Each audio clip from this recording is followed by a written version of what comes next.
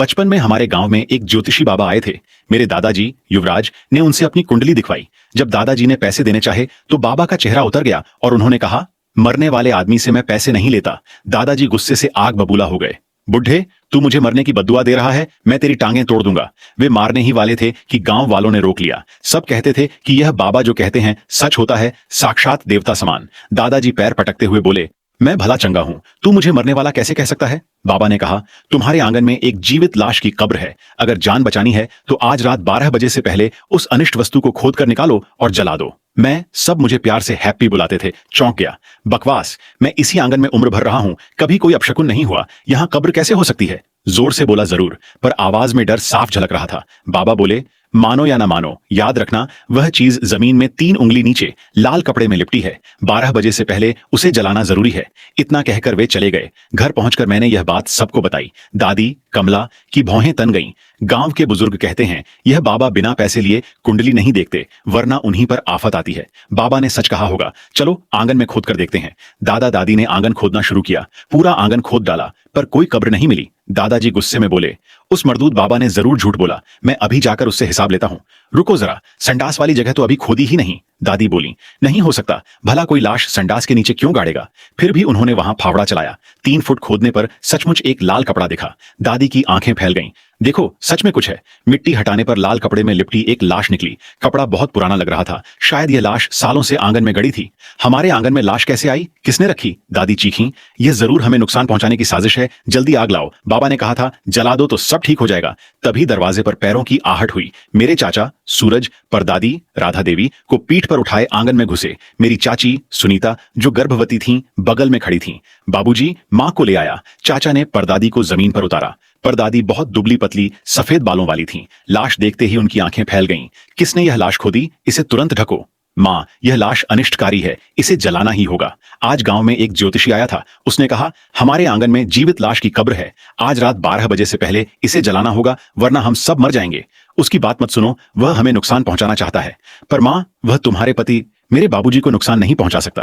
परदादी का चेहरा सख्त हो गया। उस ज्योतिषी की बकरी जैसी दाढ़ी है और बाईं भौं आदि गायब है ना? मां, तुम्हें कैसे पता?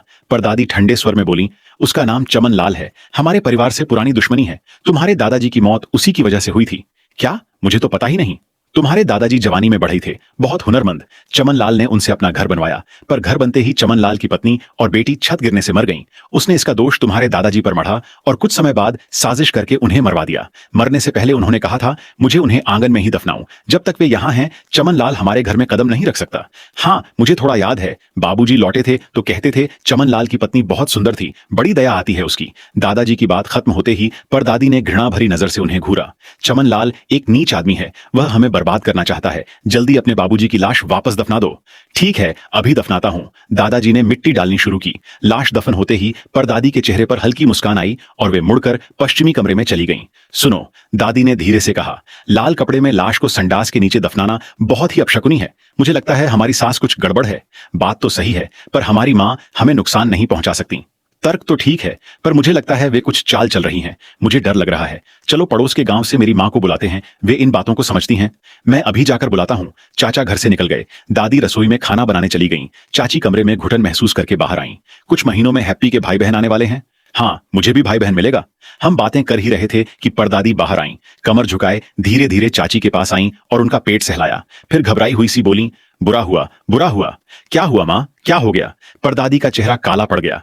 जवानी में मैं बहुत बच्चे जनवाया करती थी। तुम्हारे पेट में बच्चे की स्थिति गलत है। सिर पूरब, पैर पश्चिम। यह सामान्य तरीके से पैदा नहीं होगा। यूं ही रहा तो प्रसव में मौत हो सकती है। चाची घबरा गईं। परदादी की आंखें घूमी, फिर मुस्कुराकर बोली, कोई बड़ी बात नहीं, मैं बच्चे का सिर घुमा सकती हूँ। उनकी हंसी में एक कर्कशता थी, चेहरे पर एक स्याह सी उदासी।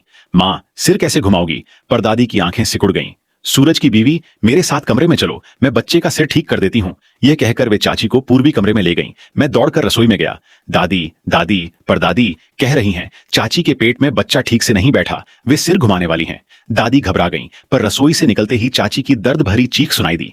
हम भागकर कमरे में पहुंचे। चाची जमीन पर लेटी थीं, नीचे खून की धार बह रही थी। परदादी बनावटी घबराहट में बोली, सूरज की मां, मेरी नीयत बुरी नहीं थी, पर बच्चा शायद नहीं बचेगा। दादी ने परदादी को गुस्से से घूरा। हैप्पी, जल्दी 7वीं बुआ दाई को बुला ला। दाई ने आकर चाची के पेट से बच्चे को निकाला। बच्चे का शरीर पूरी तरह बन चुका था, पर उसकी गर्दन टूटी हुई थी, किसी ने जबरदस्ती मरोड़ी थी। दादी ने पहले परदादी को गुस्से से घूरा, फिर दाई को विदा किया।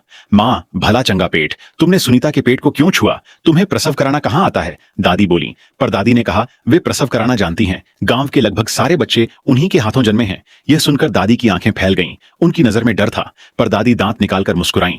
सूरज की बीवी, मैंने झूठ बोला था। मैंने कभी प्रसव नहीं कराया, बस कुछ बार किसी जानकार से सीखा भर था। इस बार बच्चा चला गया, ये मेरी गलती है। तुम और सूरज अभी जवान हो, फिर से हो जाएगा। मेरी नीयत अच्छी थी, बस काम बिगड़ गया। तुम आराम करो। इतना कहकर वे कमरे से बाहर जाने लगीं। कुछ कदम चलते ही दादी अचानक बोल पड़ी, कामिनी। परदादी अचानक रुक गईं और पलटकर दादी को देखा। सूरज की मां, तुम्हें भ्रम हो गया है। कामिनी तो बहुत पहले मर चुकी थी, छत गिरने से दबकर। कामिनी चमन लाल की पत्नी थी। गांव के बुजुर्ग कहते हैं वह न सिर्फ बहुत सुंदर थी, बल्कि प्रसव कराना भी जानती थी। यह कहकर दादी कमरे से बाहर चली गईं। परदादी वहीं ठिठकी खड़ी रहीं। चाचा जब लौटे, चाची ने पूरी बात बताई। चाचा गुस्से से कांप उठे। सुनीता, मत रो, ये तुम्हारी गलती नहीं, मैं इसका जवाब लेकर आता हूं। चाचा ने परदादी को आंगन में बुलाया। परदादी कमर झुकाए ठंडी नजरों से चाचा को घूरने लगी। क्या चाहते हो? मुझसे अपने बच्चे की जान का बदला लोगे? तो जाओ, कुल्हाड़ी से मार डालो मुझे। चाचा गुस्से से पागल हो गए। तुम्हारा दिल कितना काला है, एक मासूम बच्चे के साथ ऐसा कैसे कर सकती हो? किसी का दिल काला नहीं है, तुम्हारे पूरे खानदान का ही दिल काला है। तुम्हारी नस्ल ही खत्म हो जानी चाहिए। तुम यह क्यों कह रही हो? अपने ही बेटे पोतों को बद्दुआ क्यों दे रही हो? परदादी काली हंसी हंसी, दांत सफेद डरावने से चमके। बेटे पोते? मेरे कहां के बेटे पोते हैं? मन तो करता है सबको मार डालूं। समझ रहे हो तुम क्या कह रहे हो? परदादी चाचा को दुष्टता से घूरती रहीं। तुम सबकी मौत बुरी होगी। ये कहते वक्त उनकी आंखों में जो हिंसा और भाव था, वह बहुत डरावना था। सूरज, तुम्हारी मां बूढ़ी हो गई है, तुम अंदर जाकर सुनीता के पास रहो। अच्छा बाबूजी, चलो अंदर। कमरे में पहुंचते ही दादी ने धीरे से कहा, तुम्हारी मां कुछ ठीक नहीं लग रही। तुम्हारे बाबूजी लौटें तो फैसला करेंगे। मुझे भी लगता है दादी कुछ अजीब हैं। अभी जब उन्होंने मेरा पेट सहलाया, उनकी नजर में ऐसा भाव था जैसे मेरे पेट के बच्चे से कोई पुरानी दुश्मनी हो। उन्होंने जोर से मेरा पेट दबाया। चाची डरी हुई बोली, लगता है इस बार हमारे घर पर कोई बड़ी मुसीबत आने वाली है। रात होते होते परदादी धीरे धीरे पश्चिमी कमरे से बाहर आईं। आसमान की ओर देखा, चेहरे पर संतोष भरी मुस्कान आई। तभी दरवाजे पर आहट हुई। चाचा, मेरे नाथू मामा, मेरे परदादा के भाई को लेकर आए थे। मामा आ गए, घर में मुसीबत आ गई है। मुझे सब पता है, चिंता मत करो, जब तक मैं हूं कुछ गड़बड़ नहीं होगी। ये कहते हुए नाथू मामा ने परदादी की ओर विशेष नजर डाली। परदादी का चेहरा उतर गया। वे नाथू मामा को घूरने लगीं। एक कटोरी कच्चे चावल लाओ और 3 अगरबत्तियां। पहले देखता हूं माजरा क्या है। नाथू मामा ने अगरबत्तियां जलाकर जमीन में गाड़ी, फिर लाश वाली जगह पर चावल छिड़के।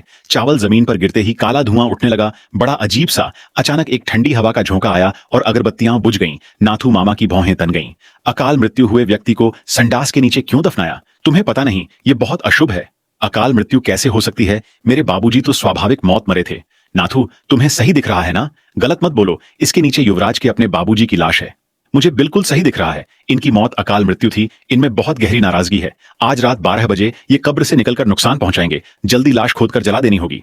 नहीं खोदनी, खोदी तो चमन लाल की साजिश में फंस जाएंगे। चमन लाल हमें मार डालना चाहता है। मैं तुम्हारी अपनी मां हूं, मैं तुम्हें नुकसान क्यों पहुंचाऊंगी? परदादी बोली। चाचा उलझन में सोचते रहे। बाबूजी, दादी की बात मत मानो। मेरे पेट का बच्चा उन्हीं की वजह से मरा। उन्होंने हमारे खानदान को बद्दुआ भी दी। कहा सूरज की मौत भी बुरी होगी। हाँ, दादी की बात मत मानो, दादी में कुछ गड़बड़ है, मैंने भी कहा। दादाजी, युवराज सोच में पड़ गए, फिर बोले, ठीक है, खोदो। अगली वीडियो में अपना नाम लाने के लिए क्रोमोफ्लिक्स चैनल को सब्सक्राइब करें और कमेंट करें।